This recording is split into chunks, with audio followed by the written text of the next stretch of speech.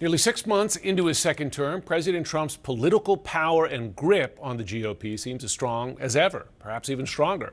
His pressure campaign of threats and assurances to get reluctant Republicans to support his sweeping bill paid off. And he says getting those no's to vote yes came easy and with no strings attached, he says. No deals, no deals. What I did is we talked about how good the bill is. I mean, that's a deal, I guess, when you think about it. But obviously convinced him. But it was not hard. This is a great bill. While the president says no deals were made on the House side, Alaska's Lisa Murkowski definitely got some major concessions for her crucial yes vote in the Senate. And there's Republican tension over the influence of those House Republican holdouts who, despite their fierce criticisms, well, they voted for the bill anyway. They called their own bluff. How many times have they done this? I mean, I've been in Congress for 2 years and 5 seconds, and they pulled the same stunt 19 times. So they're over. The influence of the Freedom Caucus is over. Why did you change? Because we got a package that I think would have turned out better than what we would have gotten had we sent this bill back. But is that caving? Winning is caving? Well, if winning is caving, then I guess we caved. My source tonight was once a key holdout against President Trump's 2017 tax cut bill, former Republican Senator from Arizona, Jeff Flake. Senator, thanks so much for taking the time. Thanks for having me on.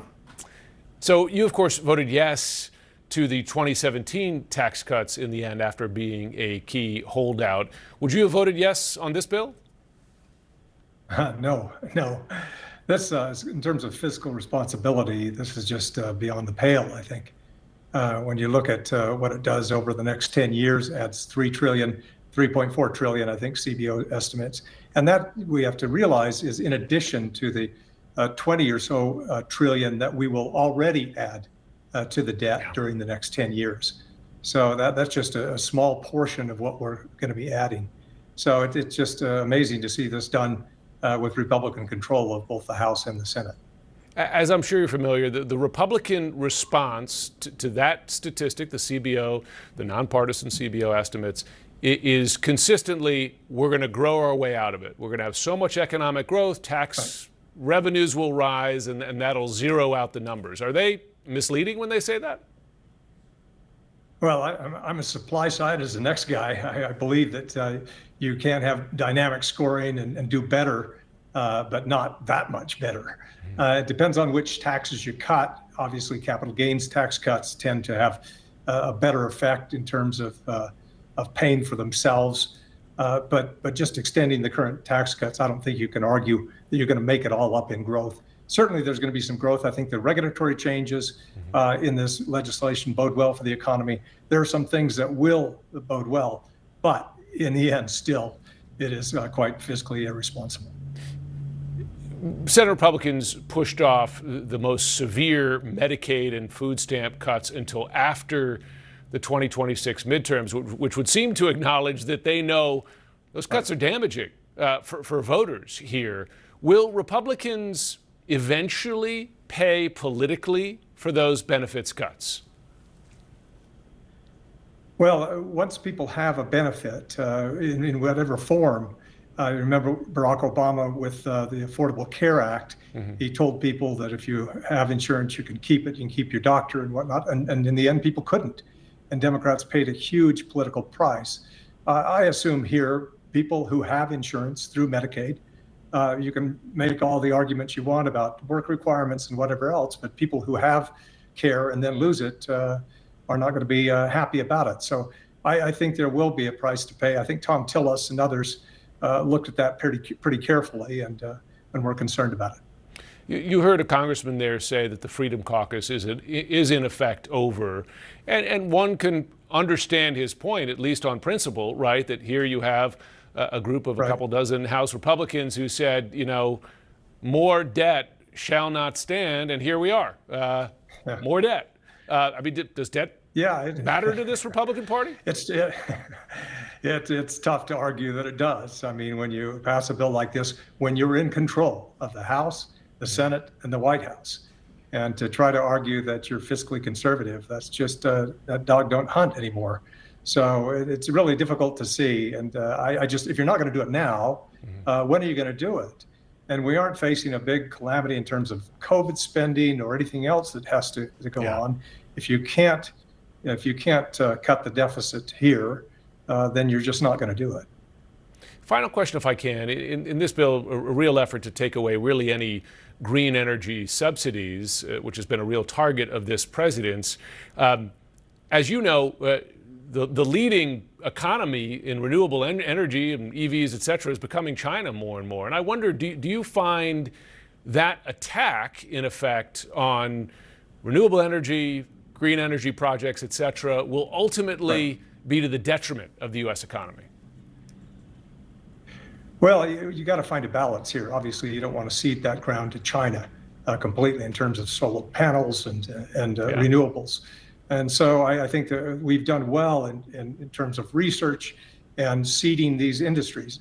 But of course, at some point, they've got to stand on their own. You can't continue through industrial policy to subsidize certain parts of the economy and not others. So this is a tough one. You just have to find the right balance. We'll see if they did here. Senator and I should say Ambassador Jeff Flake, thanks so much for joining us tonight, and a happy 4th to you and your family. To you too. I want to bring in now two deeply sourced White House insiders, Semaphor's Shelby Talcott and Politico's Dasha Burns. Good to have you both on tonight. Thanks so much for joining. Thanks for having us. So Dasha, first to you. Trump set this July 4th deadline, which seemed a bridge too far until even a few days ago, right? And yet he got this across the finish line, and those holdouts, most of them, disappeared. What did it take to get this done? Well, there was a lot of skepticism that this was going to happen by July 4th. I will tell you, though, that the people closest to the president, the most senior staff in the West Wing, time and again said to me, this is going to happen by July 4th. Just wait, just watch. And indeed it did. And part of that confidence came from what they believed the president could do to push some of these holdouts over the finish line.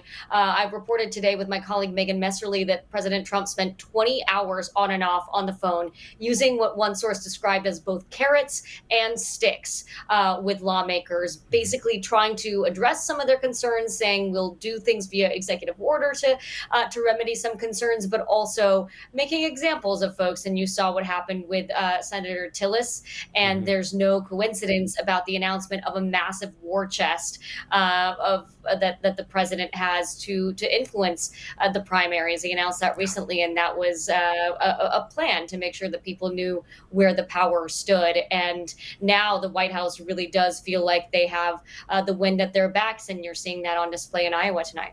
Yeah. I mean, we heard the president earlier in the broadcast say there were no deals. Fact is, a lot of reporting that there were deals. But Shelby, I wonder, in your reporting, was it more carrot or more stick, more threats, more you will get primaried if you don't vote for this? I think it was certainly a little bit of both, but I do think in this situation there was a lot of charisma being used by the president. He held meetings throughout the week. As Dasha said, he was talking to lawmakers a ton over the past few days on the phone, and really trying to entice them. You know, the New York Times earlier reporting that he was sort of giving out memorabilia during one of these meetings. And that, I think people forget how charismatic the president can be, and also the relationship that he has with lawmakers. He's so close with some of these lawmakers, and that's a really unique situation for a president to be in oftentimes, and he really used that to his advantage. And I think the combination of the president sort of using these carrots, but also these lawmakers seeing what happens when some of these folks go against the president, how he will very quickly hop on Truth Social, and you might wake up to a negative post or somebody threatening to primary you. That combination made it very difficult for Republicans to ultimately vote against this bill. Yeah, listen, fear has worked for this president.